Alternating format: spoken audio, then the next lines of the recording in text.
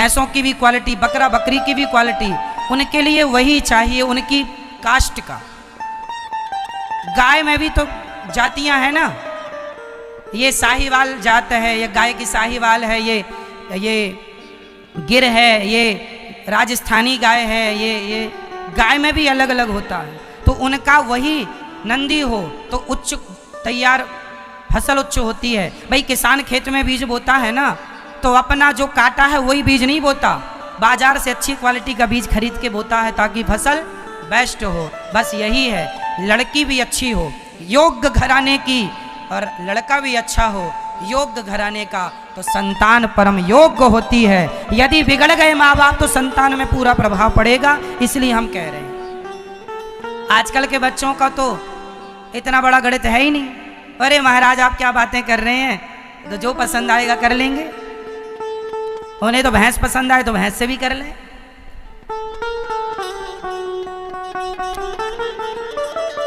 कर लेंगे। इसलिए समझो, बहुत छोटी बातें हैं पर बहुत बड़ा प्रभाव छोड़ेंगी। कल आप, अब जैसे माँ हिंदू है और बाप मुसलमान, या माँ मुसलमान बाप हिंदू, अब लड़कियां प्यार कर लेती हैं, बाद में पता चलता है ये तो मुसलमान था, ले जाके तुम्हें बेच देगा, लाख 2 लाख 5 लाख में क्या करोगी। इसलिए माँ बाप जो कहते हैं करो, माँ बाप की राजी मर्जी से शादी करना चाहिए। लड़का पसंद है तो बाप से बताओ कि हमें ये पसंद है, अपने से निर्णय ना लो, वरना सारी जिंदगी रोने के सिवा। आज जितनी लड़कियां भागती हैं, कोर्ट मैरिज करती, लव मैरिज करती, 100 में से 99 लड़कियां ऐसी होती हैं जिनका विवाह सक्सेस नहीं होता, साल 2 साल बाद तलाक हो जाता। तुम्हें अच्छा लगता जरूर है पर सारी जिंदगी का रोना रहेगा। ये समझो मेरी बात, जो शास्त्र कहते हैं, जो सिद्धांत हैं, जो माँ बाप कहते हैं, जो परंपराएं हैं, उन्हें ही फॉलो करना है। मनमानी करोगे विडंबना भयंकर खड़ी होगी। इसलिए प्यार व्यार करने के चक्कर में ना पड़ो। इसलिए हम माँ बाप से भी कहते हैं बेटियों का विवाह समय से कर दिया करो, बेटों का विवाह समय से कर दिया करो। आजकल माँ बाप भी 30-30 साल तक की बेटियों का विवाह नहीं करते। पढ़ रही है ठीक है, पढ़ाई करो, पर शादी के विवाह ससुराल में भी करो तो क्या बुराई है। समय से सब चीज़ें अच्छी लगती हैं, मानो ना मानो, आपको मानना है मानिए, नहीं तो हम कोई ज़बरदस्ती थोड़ी कह रहे हैं, पर समय से सब चीज़ें अच्छी लगती हैं। ठीक है मेरी माँ, 30-30 साल की बेटियां हो गई, तुमने अभी तक शादी विवाह नहीं किया। इसलिए सब समय की चीज़ें हैं। हमारी सनातन संस्कृति जो है वो बहुत बड़ी साइंटिफिक है, हर चीज़ का एक साइंस है। बच्चों में ध्यान दो, बच्चों के संस्कारों में ध्यान दो, बेटियों को बेटों को जरा चरित्र की बातें समझाओ। रावण का चरित्र बिगड़ा तो गली गली पुतले जलाए गए, और राम का चरित्र सुंदर है तो गली गली मंदिर बनाए गए। चरित्र की पूजा है, चरित्र ही सब कुछ। चरित्र है तो सब है, चरित्र नहीं तो कुछ नहीं।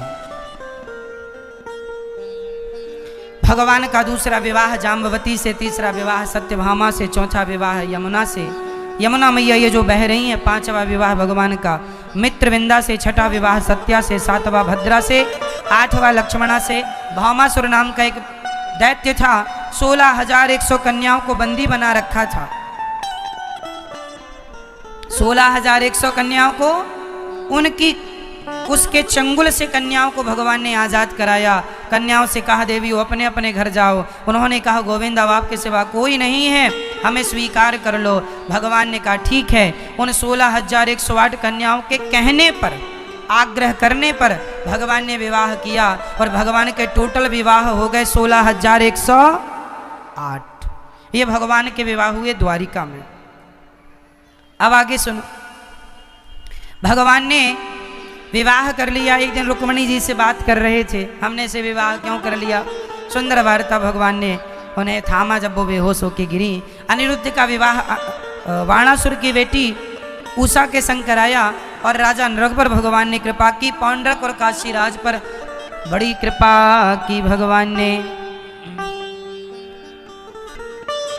नकली भगवानों से जरा सावधान, पौंड्रक भी नकली भगवान बना घूमता था। जरासंध के युद्ध में भगवान ने 20,800 राजाओं को मुक्त किया। शिशुपाल भगवान को गालियां देता था, भगवान ने उससे भी सदगति की, उसका भी उद्धार किया। युधिष्ठिर जी के यज्ञ में भगवान ने चरण धोने की सेवा की ब्राह्मणों के। शाल्व और दंतवक्र का भगवान ने उद्धार किया। भगवान के परम मित्र परम भक्त का नाम है सुदामा। छोटी सी उम्र है, माँ बाप नहीं है, सुदामा जी का कोई करने वाला नहीं है, रोटी देने वाला नहीं है, भगवान के भरोसे जिंदगी चल रही थी। कुछ संत जा रहे थे तो पीछे पीछे हो गए। वो संत उज्जैन पहुंच गए। सुदामा जी उज्जैन में कुछ दिन रहे। वहाँ सांदीपनि जी से भेंट हुई और सुदामा सांदीपनि जी से विद्या अध्ययन करने लगे। वहीं पर पढ़ने के लिए भगवान श्री कृष्ण गए तो सांदीपनि जी के यहाँ सुदामा की पहली भेंट कृष्ण से हुई और भगवान ने सुदामा को अपना मित्र बनाया। भगवान श्री कृष्ण ने सुदामा को मित्र कहाँ बनाया? कोई सवाल आपसे करे कि कहाँ मित्रता हुई? बचपन के मित्र मतलब ये वृंदावन से इनका कोई वो नहीं है लेना देना कि ये वृंदावन में सखा, ये सखाओं वाले मित्र नहीं है।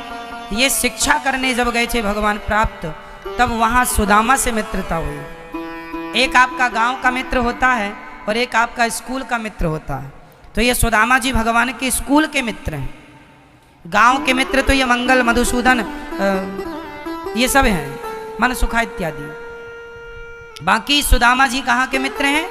स्कूल के। भगवान श्री कृष्ण ने कितने दिन पढ़ाई की? 64 दिन, 64, 64 दिन तक पढ़ाई की।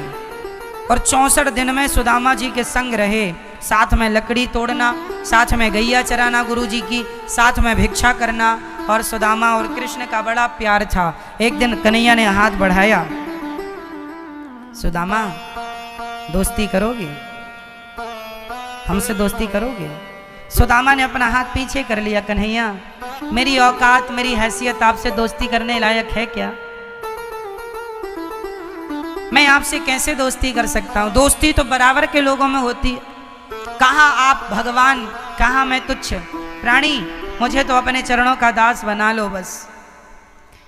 यदि आपने दोस्ती कर ली तो कभी दोस्ती का धर्म निभाना पड़ा तो मैं कैसे निभाऊंगा? मेरे पास तो कुछ है ही नहीं। भगवान ने कहा नहीं, दोस्ती का, मित्रता का धर्म तुम्हें कभी नहीं निभाना पड़ेगा। मित्र का धर्म मैं ही निभाऊंगा। मैं तुम्हें वचन देता हूँ, मैं कभी तुम्हें प्रेरित नहीं करूंगा। जो तुम्हारे पास है बहुत है, मेरे से जो बनेगा मैं निभाऊंगा, अपनी मित्रता का फर्ज पूरा करूंगा। ये बचपन की दोस्ती। अब भगवान दोनों अलग अलग हो गए। भगवान द्वारिका के राजा बन गए और सुदामा जी की जन्मभूमि थी पोरबंदर की। सुदामा जी कहाँ के थे? पोरबंदर के, गुजरात। सुदामा जी का विवाह हुआ एक लड़की से। सुदामा जी की पत्नी का नाम क्या था? मैया, ए मैया जी, मैया आप बताओ, सुदामा जी की पत्नी का नाम क्या था? क्या नहीं पता? सुशीला। सुदामा जी की पत्नी का नाम था सुशीला। माता सुशीला के द्वारा सुदामा जी के कुछ बच्चे भी हुए, पर गरीबी इतनी थी कि बच्चों को पेट भर बहुत दिनों से भोजन नहीं मिला था। सुदामा इतने बड़े भक्त थे, सवेरे जागने से सोते तक श्री कृष्ण श्री कृष्ण श्री कृष्ण का ध्यान जाप चिंतन करते थे। खाने को रोटियां नहीं थी।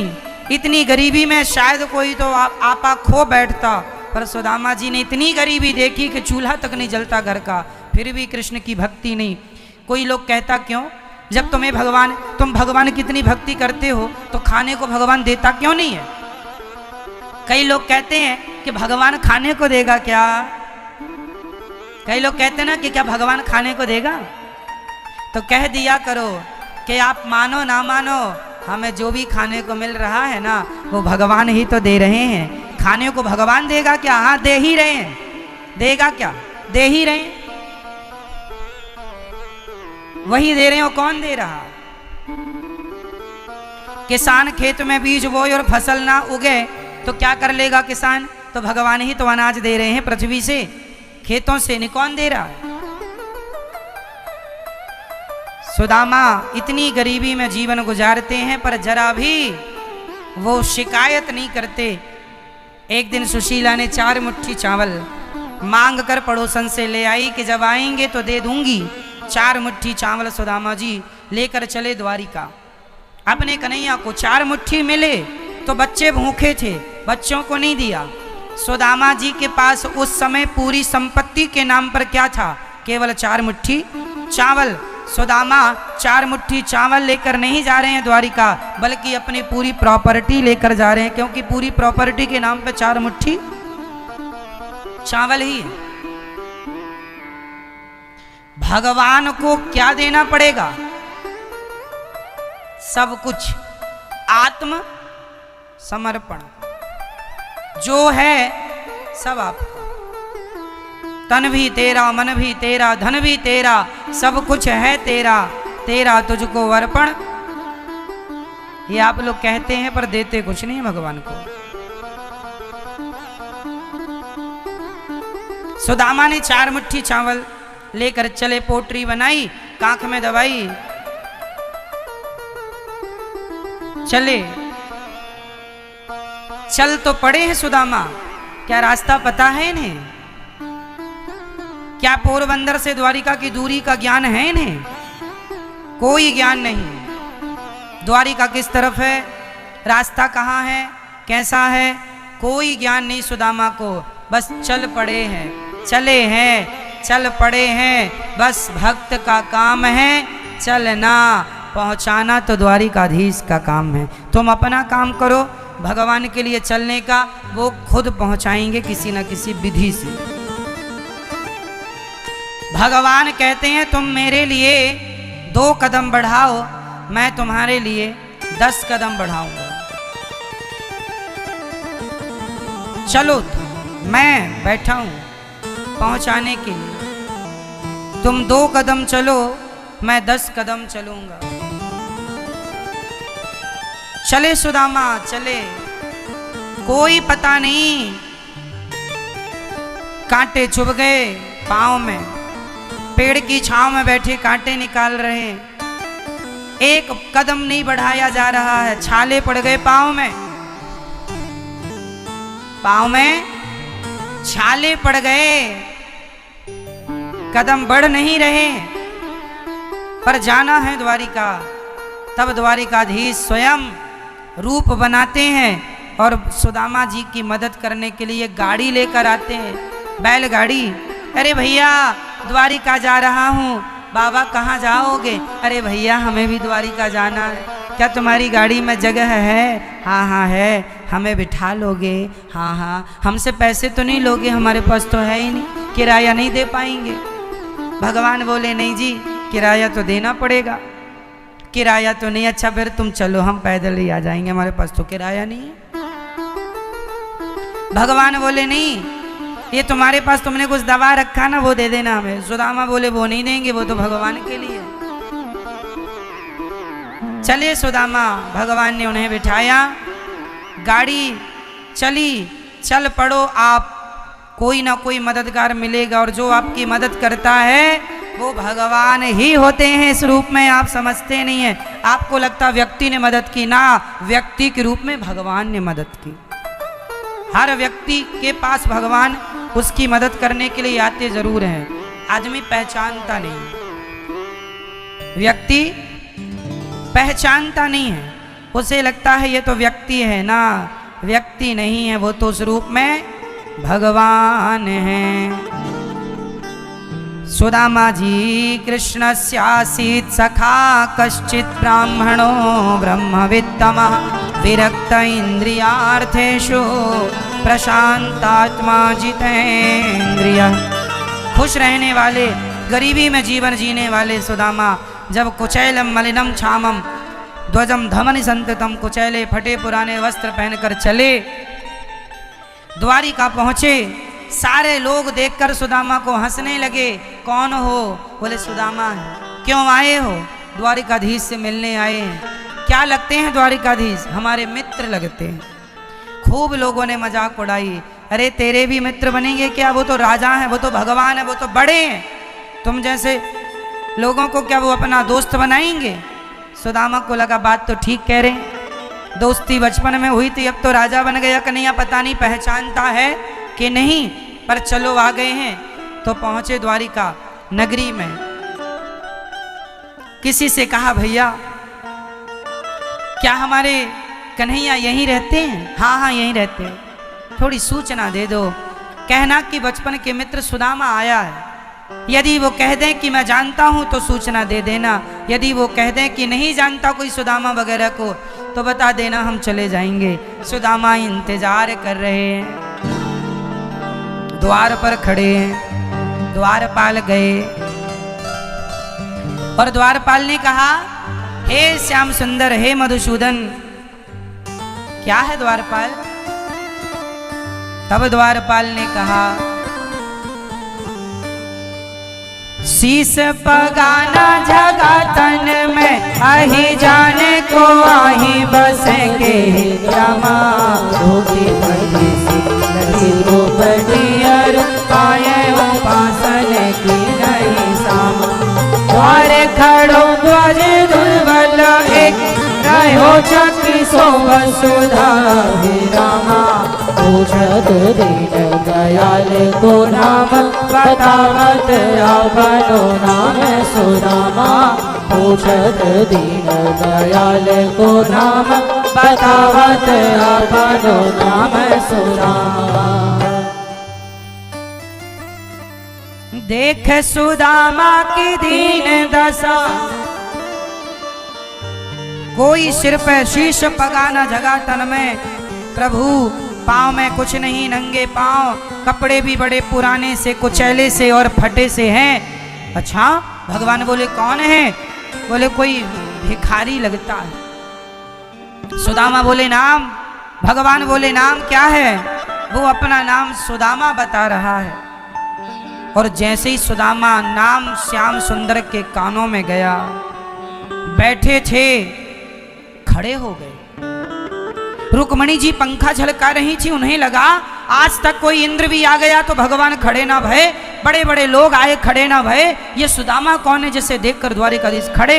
और खड़े नहीं, दौड़ पड़े, दौड़ रहे हैं पागलों की तरह। सुदामा मित्र, सुदामा सुदामा सुदामा निकल कर बाहर गए। तब तक सुदामा तो वापसी ले चुके थे। द्वारपाल को बड़ी देर लग गई। सुदामा को लगा शायद कन्हैया बचपन का मित्र है, भूल गया होगा, अब तो राजा बन गया। अरे सुदामा क्या करेगा और कितनी देर खड़ा रहेगा, चल। सुदामा जी जाने लगे। कोई याद करता है क्या बचपन के मित्र को?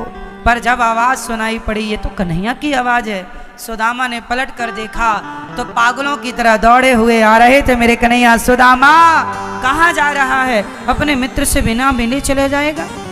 दौड़ कर भगवान का दुपट्टा गिर गया जमीन पर, सुदामा की लाठी गिर गई, दोनों ने मिलकर गले लगाया एक दूसरे को। आज भक्त और भगवान का मिलन हुआ है, मिले भगवान।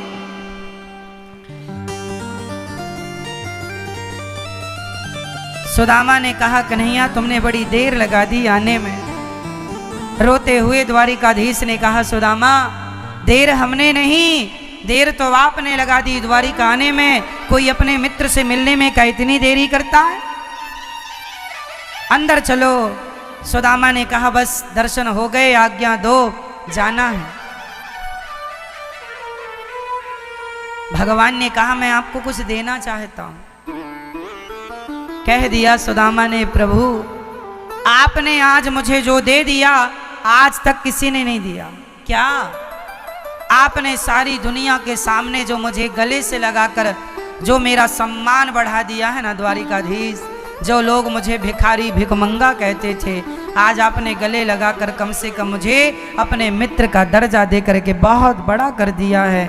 अब मैं जो पाना था पा चुका हूं, आपसे सम्मान अब नहीं चाहता।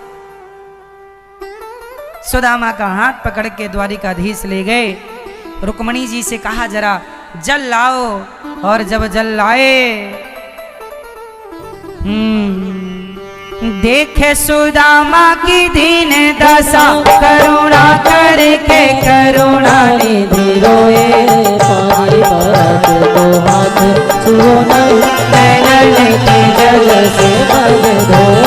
पानी परत तो हाथ छुओ नहीं नैनन के जल से पग धोए।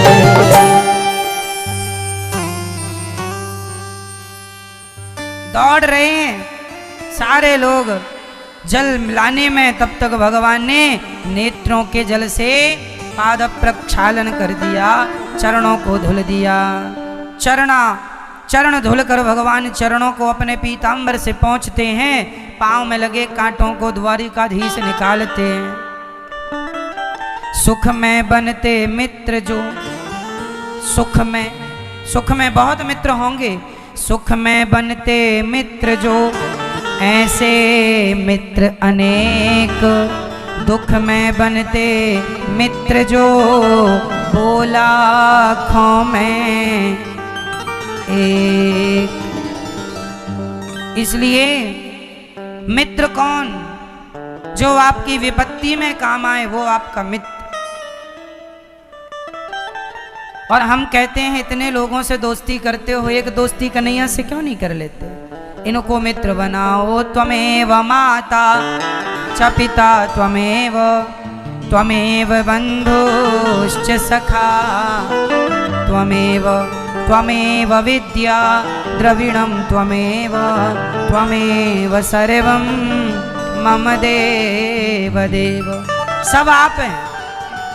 दोस्त बनाओ, मित्र बनाओ, भाई बनाओ, पिता जो बनाना सब बनने को तैयार है, बस भगवान से नाता हो आपका।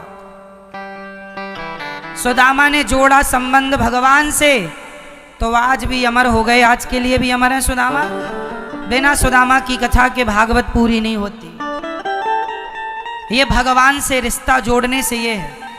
मीराबाई का नाम सबकी जिह्वा पर है। भगवान से संबंध जुड़ेगा, अमर हो जाओगे। और दुनिया के लिए, भोगों के लिए मरते गए तो ना घर मिले ना घाट मिले। सुदामा से भगवान ने कहा, मित्र क्या लाए हो हमारे लिए? कुछ नहीं लाए। छिपाने लगे पोटरी, उनका वैभव देख के बोले ये चावल क्या खाएंगे? छीन लिया भगवान ने और पहली मुट्ठी ठाकुर जी ने, मेरे श्याम सुंदर ने ग्रहण की। और जब खाया, वाह, एक मुट्ठी चावल खाकर दुनिया की सारी संपत्ति सुदामा के नाम कर दी भगवान ने। इतना लोग कहते हैं महाराज हम भगवान की भक्ति करते हैं, हम बड़े गरीब हैं, बड़े कष्ट में हैं। भगवान की भक्ति तुम्हारी परीक्षा ले सकती है, कुछ दिनों का कष्ट हो सकता है, पर सदा का कष्ट नहीं देते भक्त को। भगवान धन धान्य देकर सुदामा को आह्लादित करते हैं, आनंदित करते हैं। सुदामा ने भी दिया। क्या दिया? सुदामा ने भगवान को क्या दिया? आप बताओ जल्दी। सोना दिया, सुख संपदा दी सुदामा ने भगवान को।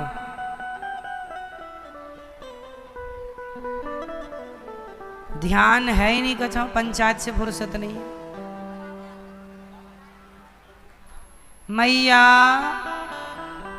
ओ मेरी माँ, सुन रही हो ना मेरी माँ?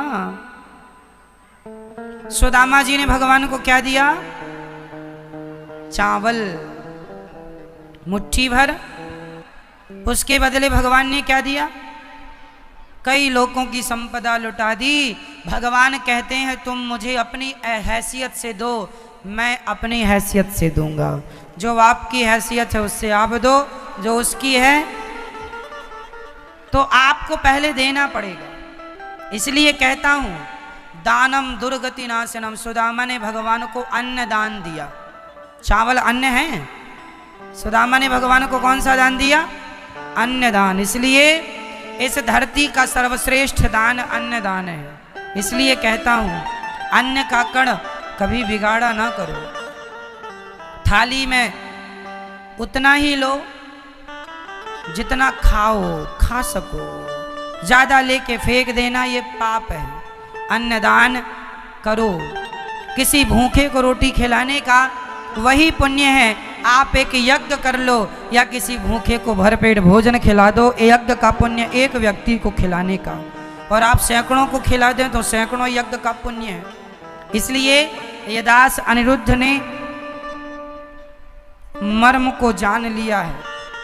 आप कभी भी वृंदावन आइए और वृद्धाश्रम है, 250 माएँ रहती हैं, वृद्ध माँओं का दर्शन कर सकते हैं। यहाँ माँओं की सेवा की जाती है, किसी भी माँ से पैसे लिए नहीं जाते। आप भी इन वृद्ध माँओं की सेवा से अपने आप को जोड़ सकते हैं। आप ये वृद्ध माँओं के लिए ना पूरा आश्रम भर चुका है। एक कमरा बनवा के आप लोग भेंट कर सकते हैं, जहाँ आपके नाम का कमरा बनेगा और आपका जो भी नाम आप बोलेंगे वो नाम लिखा जाएगा, और उस कमरे पर ये वृद्ध माताएं अपना बचा हुआ जीवन व्यतीत करेंगी। आप एक कमरा नहीं तो एक कमरे की छत डलवाइए, ताकि आप लोगों को इसका पुण्य, क्या हम तो चले जाएंगे, आप और हम सब चले जाएंगे, पर हमारे द्वारा किया गया पुण्य रह जाता है। पहले के राजा महाराजा ना कुआं बावड़ियाँ खुदवाते थे और धर्मशालाएं बनवाते थे तीर्थों में। पहले के ज़माने में हर राजा की एक धर्मशाला तीर्थों में हुआ करती थी, कि हमारे क्षेत्र का कोई भी जाएगा तो धर्मशाला में रुकेगा, तो उसके रुकने का पुण्य हमें मिलेगा, पैसा नहीं पुण्य। बस यही है कि यहाँ यदि माँओं की सेवा हो रही है तो आप भी इस आश्रम के निर्माण में एक छत डलवा सकते हैं, एक कमरे की, और एक वृद्ध माँ को आप गोद ले सकते हैं। जीवन भर रोटी देने का संकल्प। यहाँ चिकित्सा सेवा, यहाँ गौरी गोपाल गुरुकुल बनने जा रहा है, जहाँ सभी बच्चों को निःशुल्क वेद और विज्ञान की शिक्षा दी जाएगी। गौ सेवा होती है, बंदर सेवा, यहाँ सुबह से शाम तक केवल सेवाएं होती हैं। आइए इन अन्नदान से, गौ सेवा से, वृद्ध माँओं की सेवा के लिए